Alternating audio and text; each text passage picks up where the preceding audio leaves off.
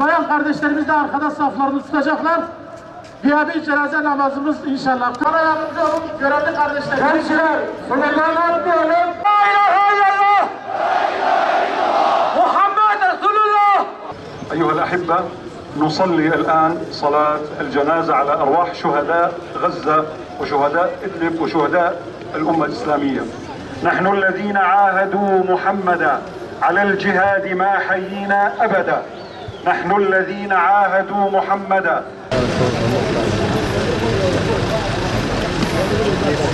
الله أكبر.